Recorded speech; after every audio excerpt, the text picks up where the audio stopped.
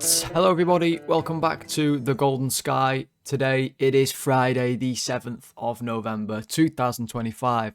I'm Tom, we're back with another video here. This time the Man City versus Liverpool match preview. Another massive game in this run of massive games for Liverpool. The final one before an international break. So always a little bit of added edge on that. In today's video, we're going to get into everything that you need to know about the game coming up. We're going to talk about Liverpool. We're going to talk about Man City. I'm going to show some clips of some things from Man City or players in particular. No prizes for guessing who. We're going to talk about Arne Slot's press conference. We're going to talk about lots and lots of different things. Everything you could possibly need to know is going to be covered in this video. So if you do enjoy it, please do drop a like. Trying to hit that 20 like mark again, which we've been doing really good with lately, so let's try and hit that again. Comment away as well, let me know what your score predictions are going to be for the game, and also if you're new to the channel, why not click subscribe? We're trying to get to 250 subscribers, so click that subscribe button. Let's get closer. We're getting close already. Well, numbers are doing brilliantly on the channel as of late, so thank you all very much for the support. Podcast listeners, 5-star rating and reviews, thank you very much for listening as well.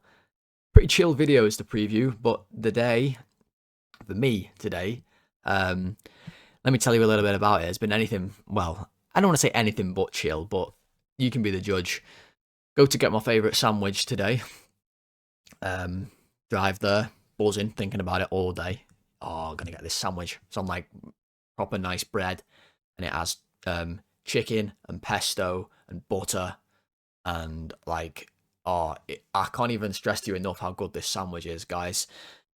Get to the shop and they've bloody sold out, aren't they? I mean, you talk about gutted. I was more gutted about that than I would be when Liverpool go 1-0 down on Sunday. Honestly, it was like an arrow to the heart, I swear. Nothing's more heartbreaking than that. So I left with three pastries with like toffee filling instead. That's what I had to get instead. And then I'm driving home and I notice at a family gathering a few weeks back, and I noticed when I get out of the car that we all wore suits, right? Just, you know, being a bit silly. And I notice in the back of my car is just one shoe that's not mine. Now, it's a male shoe, before you get any ideas. Someone who was in my car, or maybe not, I don't know how, maybe they've just put it in there. At this party, whoever it could have been, there was loads and loads and loads of people there, I didn't know all of them, has put their shoe in my car. So, that's how my day's been. Can we talk about some football? Maybe we should. So let's start with the predicted 11 for Liverpool, well, Man City against Liverpool on Sunday. Let's get into it. All right, so here is the two sides on the tactics board. We've got Liverpool on there, and we've just got City set up in their shape, as we always do. But this is the predicted 11, in my opinion, that Arne Slot will pick on Sunday. Mohamed will be in the goal, and the defence, I'm pretty confident will be Bradley, Konate, Van Dijk, and Robbo at left back. I'd say 90% confident that it's going to be Robbo.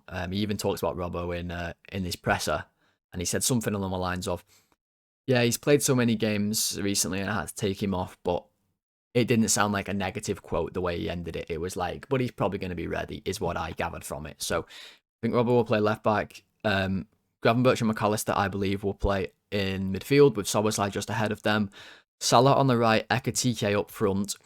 And then I've left the left wing blank for those who are looking at the visuals, because this is the most contentious position, I think.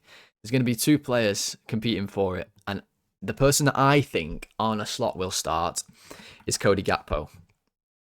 I think he's going to start Gakpo in this game and not Wirtz. That's what you'll all be thinking. Where's Florian Wirtz? Why is it not the same team as Real Madrid? Wirtz was really good. This is, remember, what I think Arne Slot will do. It's not necessarily what I would do. I'll talk about that in a second. Why do I think he's going to do that? Well, I think Slot loves Gakpo. And I think Gakpo is a little underrated by our fan base anyway. But I think Slot really, really likes Gakpo. I think against City, he'll want the width. Now, we'll talk about this a little bit more later in the video, but I think he'll want the width that Gakpo offers us, rather than this sort of no left winger kind of thing we did against Real Madrid. I think he'll go with Gakpo. Now, do I think that's right? No, I think he should pick Wirtz, and we'll talk about both scenarios. So, okay, if we play Gakpo, the main thing is that Gakpo likes to play out here. I think Slot loves Gakpo out on the left because he's so direct. His output's very good as well. And when he gets the ball out wide, he likes to, he basically cuts inside and crosses, or cuts inside and shoots. That's all he does. But he's very good at those two things. Now, I think against City, unlike what we did against Real Madrid, where we had Robbo providing our width on the left-hand side, I don't think we'll do that at all. I think we'll have Robbo very, very conservative in this game, like we saw more against Villa, perhaps, where Robbo was playing part of his sort of back three in possession. What we've tried to do this season really with Kirkes, which hasn't really worked all that well. So I think Robbo will be here.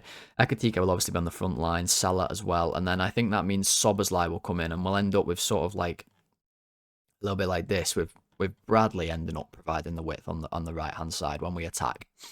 McAllister and Gravenberch will be doing their thing in the middle, and then we'll have this sort of formation. I believe that's what we'll end up with in this game.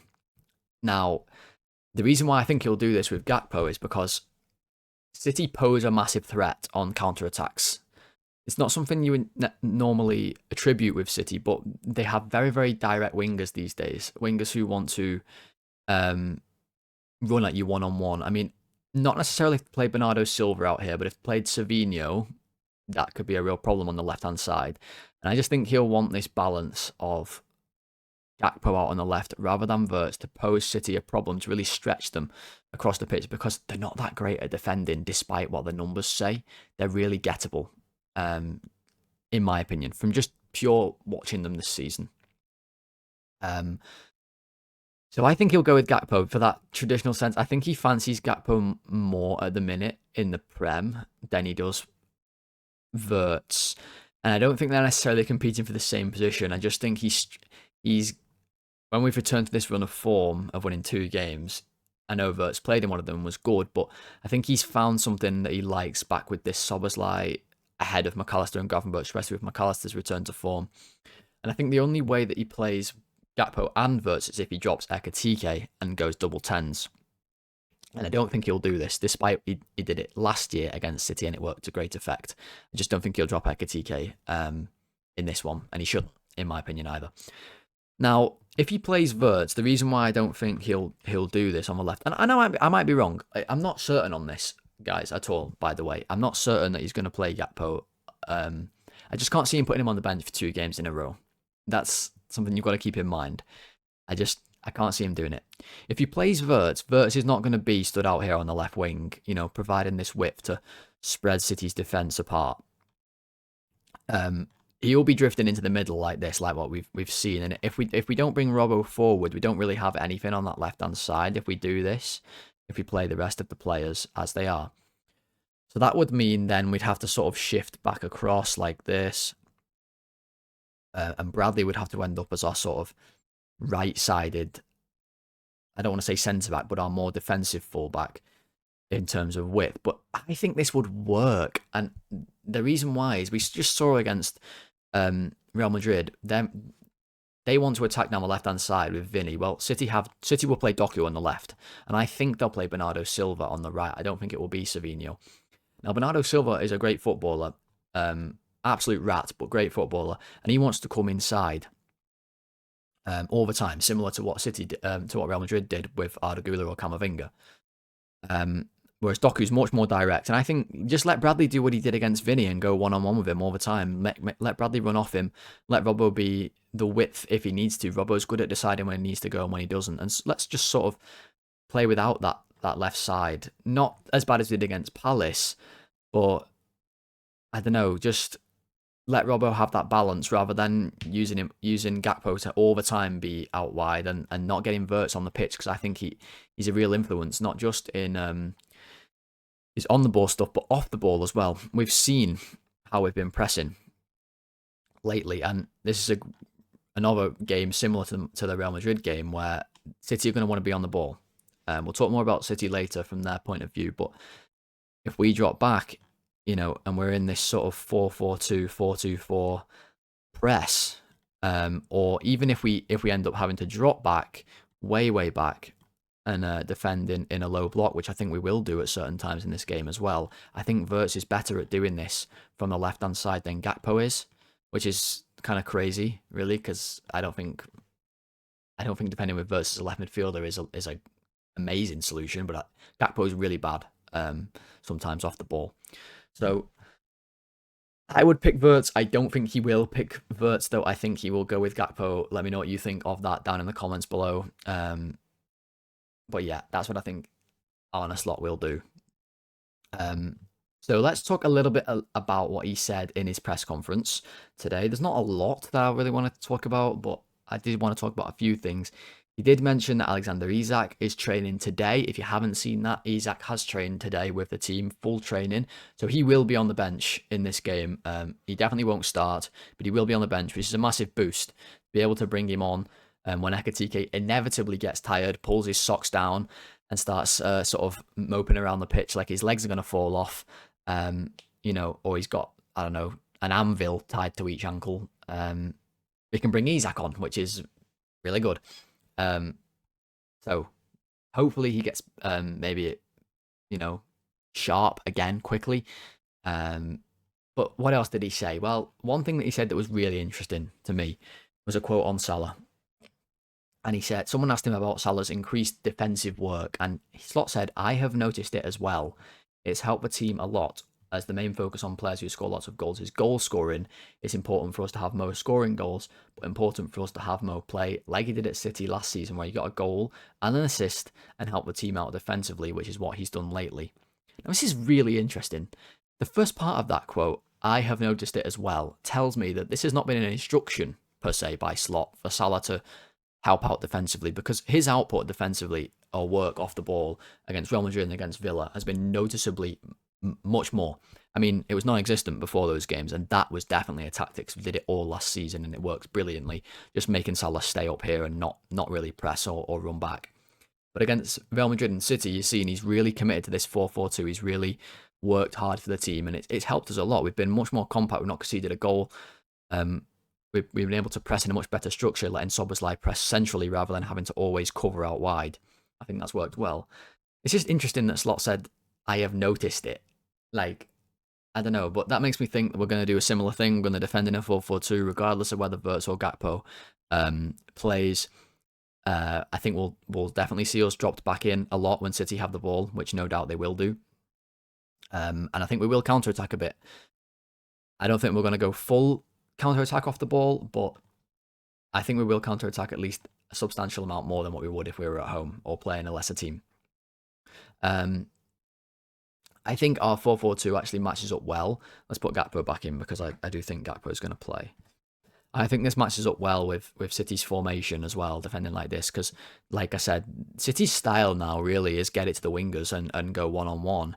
They do that a lot, and if Doku especially has the ball, if Salah's working really hard to run back, he's going to be able to help Bradley out on Doku, which he's like a bit of a Vinny light Doku, the way he dribbles and blah, blah, blah. So Salah, going to be really helpful.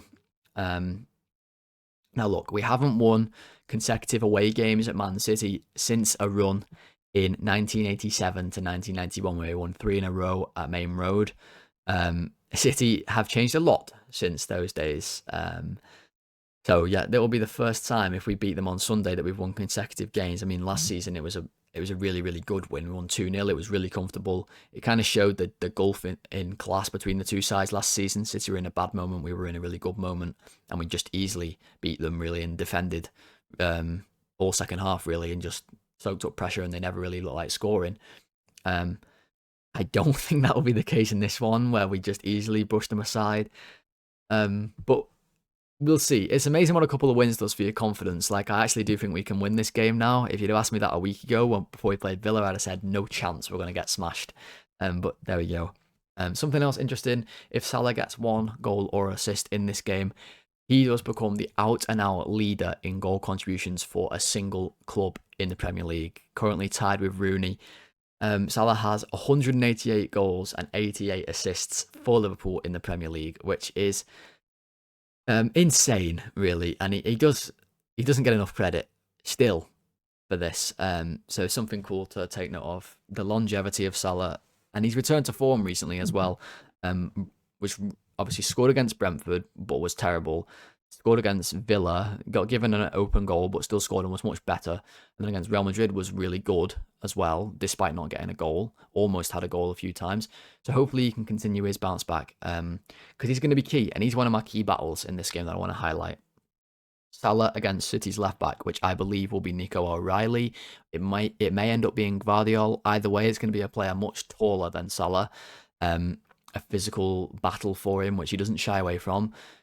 A bit like Carreras on Tuesday night, he's going to want to try and dribble him, take him on, try and get into the box, create chances for us. That's a key battle. Obviously, a key battle will be our defenders, most notably Kanate, in my opinion, against Haaland. Haaland left-footed, so wants to always get into this left channel for the left foot shots. Maybe he might peel onto Van Dijk, but he's not stupid. Haaland and Van Dijk have had a few battles already in their careers, and I'd say overall, Van Dijk has come out on top in most of them. Haaland, we'll talk about later. It's a big battle, those two against him. And the last one I want to point out is Gravenberch against Phil Foden. Foden played really well against Dortmund in midweek. I actually watched that game, doing a bit of scouting on Pebblehead and Co. at City.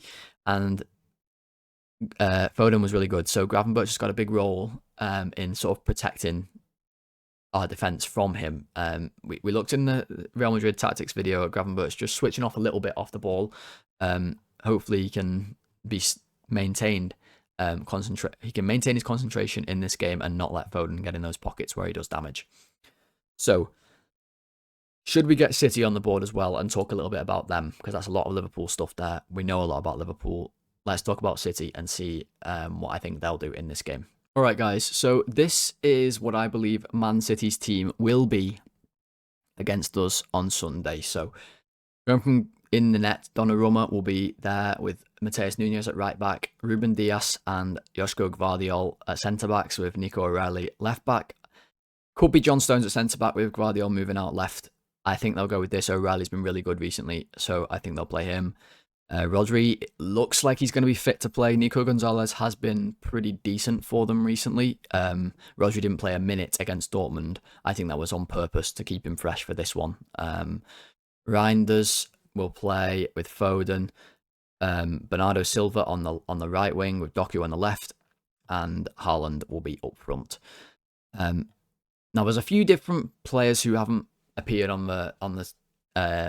my predicted 11 here who could play. Obviously, one of them is Nico Gonzalez. He could be in the middle instead of Rodri. Obviously, John Stones, like we already talked about. And then Savinho, I don't think will start. He started against Dortmund. He was actually very good. He could play on the right, but I don't think they'll pick him. I think he'll be off the bench, if anything, in this game. The other one is Ryan Cherky. He started against Bournemouth, got 2 assists, looked really good. Came on against did I say Dortmund or Bournemouth then? I can't remember. He started against Bournemouth, got 2 assists, and then came on against Dortmund and got a goal. He looks like, well, I watched him a little bit at Lyon. He's a really, really silky footballer, really silky, completely two-footed. It's off the ball. That's the question mark about him. There's no doubt about his talent. I don't think they'll play him in this game for that exact reason, the off the ball. I think they'll go with Bernardo Silva for that experience, because that's where I think he would play instead of. I don't think there's anyone else in this team whose place is up for debate. I think the midfield is going to be this, except it might be Nico instead of Rodri. Doku and Haaland will definitely play, and then we've already talked about the defence. So it's a really strong team. But the obvious talking point is this Norwegian freak up front. I've never seen Game of Thrones, but in my brain of my imagination of what Game of Thrones is, he's like, in my head, the biggest and baddest fella from Game of Thrones. They have giants on there because he must be like the characters on there. Because how do you stop him? 13 goals in 10 Prem games this season. So just the casual 1.3 per game so far for Erling Haaland. I did say earlier in the week that I think Mbappe is the best player in the world when we played Real Madrid, and he did nada against us. Should I now say that I think Haaland's the best player in the world and go double reverse jinx? Well, I think Haaland,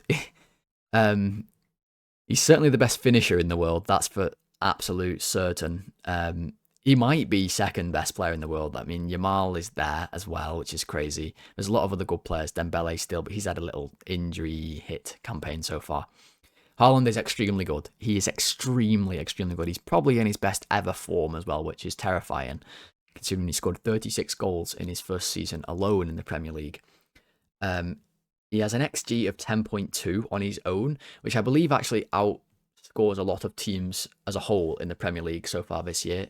So this is a testament to not only how many chances City create to him, but how good he is at picking up positions where he can receive the ball. He just generates chances constantly. His movement is unbelievable. The next most in City's team is Reinders, who has an XG of 1.5. So quite the drop-off. Haaland scores basically every goal for City in the Premier League this season. He has 4.5 shots a game, 2.6 of them are on target. They're pretty much a conveyor belt for getting him chances. That's how they play this year. They get the ball wide, they cross the ball in, on the floor usually, or in the air, doesn't matter. He's going to win it, he's going to score. They get the ball through, he's going to score. That's what he does. He's got a brace in his last 4 games at home. So that's terrifying. And he has 98 goals in 107 Premier League games.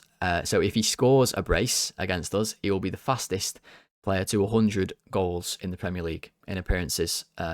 It'll be 108 appearances. Alan Shearer currently has the record, doing it in 124 games. So Haaland just has the casual 16 games left to break it in. I think he'll probably do that. What do you reckon? But I don't want to, I don't want to sit here just going on and on and on about how good Haaland is. Like, we can, he's not a god. We can fucking stop him. We can try at least. Be physical with him. He's very, very physical, but be physical back. Don't give him space to run in behind. We're going to talk about these things. So let's talk about that, running in behind. If Liverpool play too high a line, if we get caught when City have the ball here, and we're sort of a bit like this, and we're sort of like half pressing, half not, we end up a bit maybe like this. I don't know. This is danger if we do this, because if he has any space to run in behind, they're so direct. They just get the ball, they play it through, and he runs through and he beats every defender to it and he scores. Now, I'd like to see him have a run against Van Dijk and Konate. That would be good, but I'm also a little bit worried about that. I don't know if they can keep up with him. They can try. I want to see them just knock him out of the way, just smash him on the floor, rip his bobble out, knock it away. Honestly, someone should do that. That'd really put him off. Pop his bobble out of his hair, yeah, and just get it on your finger like this and just fling it into the crowd. See how he plays then with his hair flapping around. He'd have to go get another bobble and just do it again. Someone find City's bobble supplier and, I don't know, kidnap him or something. Maybe that'll help. That's one thing we can't do, and I don't think we will. I think when City have the ball, you will see us pretty quickly retreat back like we did against Real Madrid, almost to the edge of our own box. I mean, Villa did this against City when they beat them, and they managed to keep a clean sheet as well. Haaland did have a chance in that game, which he uncharacteristically missed. But I think you will see us go back into this sort of formation, like we've already said, like a bit of a 4-4-2, a bit of a 4-5-1, when we don't have the ball. City are not really a transition team, though. They are 4th in possession this year, which is a little bit lower than City usually would be in terms of their actual average possession. Like, Pepper's gone a little bit more direct this year. I don't know what oil he's been guzzling down there on the bench, just drinking barrels of oil. That's all he does all day long, thinking about where he can get his next barrel from. Who can I buy next? What can I set the team up like? Thinking tactics, have a little can of oil. He's gone a bit less possession based this season, but still fourth. They do actually make the most passes per game, which shows they do still have a really high tempo, even though they're not on the ball as much as a couple other teams. They pass the ball around a lot. It's lots and lots of short passes. We know that's Pep's philosophy. They actually have the third lowest XG faced. Now, I think that's a little bit of a misleading stat because I've watched them a lot and they do give up chances. They really do. If you can get at them, I saw them against Spurs. They gave up loads of chances, loads, early in the season. Bournemouth had some chances, even though they lost 3-1. There's opportunities to get at this defence. And that doesn't have to be in a counter-attack. That can just be through build-up. They are okay, and obviously their numbers look good, but they are susceptible, definitely. Now, one interesting stat about City is that they actually never foul. They're lowest in the league for fouls this season, with only 9 committed per game. This, to me, is why maybe their defensive numbers look so good, because they're not giving up many set pieces. And as we've seen, set pieces are like a massive thing this season in the Premier League. I don't think that really affects us negatively if we don't get set pieces, because if we play a game with no set pieces, I think we'd be happy for both teams. I mean, it's just something I thought was interesting. And also City build up really slowly. They have the most build up attacks in the league, so that's an attack that doesn't, like, think of Brentford going really long, direct. That's not a build up attack. City like to get on the ball and build up slowly. They're actually double second place in number of build up attacks this season, and they are the 4th lowest speed of attack. So that reflects that stat. They like to go slowly, build up, build up, build up. We're going to have long periods without the ball in this game. Can we do it? Can we survive like we did against Real Madrid? Can we be ruthless when we have the ball? We are actually second for speed of attack, second lowest. Guess who the top 2 are? Palace and Brentford. I think that shows why we struggled so much against them 2 teams. But there you go.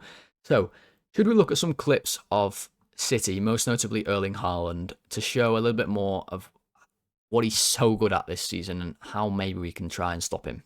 Let's go and do that right now. All right, so just a few pictures here to show you the devastation of Erling Haaland this season. Now, Bournemouth in this situation, this is from their most recent Prem game. I always like to use a recent example rather than going back too far in the season, because things can change quickly. So let's look at this example. Bournemouth look like they're in a good spot here. They've got lots of players around the ball. City really congested. Like, you can sort of throw a blanket over City. Everything's looking okay for Bournemouth. There's not immediate danger. But very quickly, danger arrives. They get the ball to Cherky. It just gets chipped into him, really. Look, you just see sort of floats into this space. The ball gets chipped into him. Look at where Haaland goes. He's here. No interest in getting on the ball here, really. He doesn't ever touch the ball in build-up. As soon as Cherky gets the ball, he's gone. He's absolutely off into the space. And once he gets going, he's like a freight train. You can't stop him. He's out of town. If this is Liverpool, I want to see Ibrahima Konate dressed up as Yokozuna from the WWE and absolutely sumo this fella into the stands. Just body check him. Don't let him run like this. Honestly, bonsai drop him. We can't have him running forward like this, because he goes through. Bournemouth are way too high. You see how in this photo we looked absolutely fine, and then you go to this and you suddenly see here's that whole defence. It's not great. He goes through, you can see him here, he gets all the way through, no one can catch him, and he finishes. He's never ever going to miss that. Now, next one, again, Bournemouth looking okay, in a decent shape. Here's the defence. It's maybe a little bit too high for where I want Liverpool to be. This is where I'm saying we don't want to get caught in between. This is the entire width of Bournemouth's team. I think will be much deeper. I think you'll see us maybe 10 to 20 yards deeper than this point on the pitch that I've just drawn the line on there. When City have the ball in build-up, I think we'll pretty much let City walk to the halfway line before we start to engage. Because Bournemouth engage here, Foden finds a pocket, and this is why I said Gravenberch is really important, because Diaz plays... is this Diaz? No, this is Diaz here, so this is Nico Gonzalez, I believe, plays a nice ball into Foden.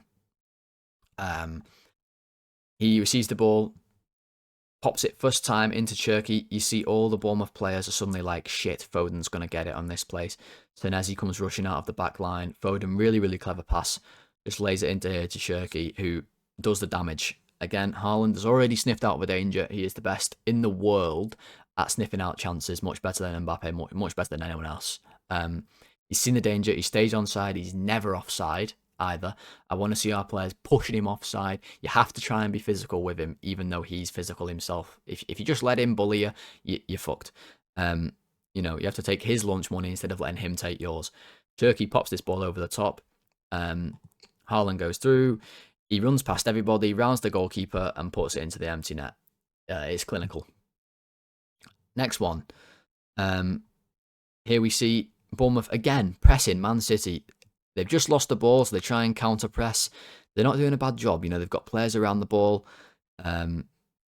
Nico's under a bit of pressure. Like, can they win it, Bournemouth?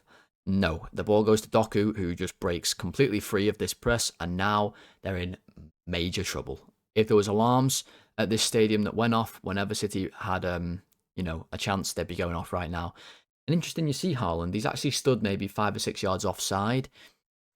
It's interesting why he does this sometimes, and he will do it. He will just stand offside at times. He wants the defenders to sort of forget about him, especially when they're pushed up so high. And then as they drop back, he's already ready to sort of run in behind from them, and they haven't been able to mark him properly. That's what he likes to do. So important our defenders always stay switched on.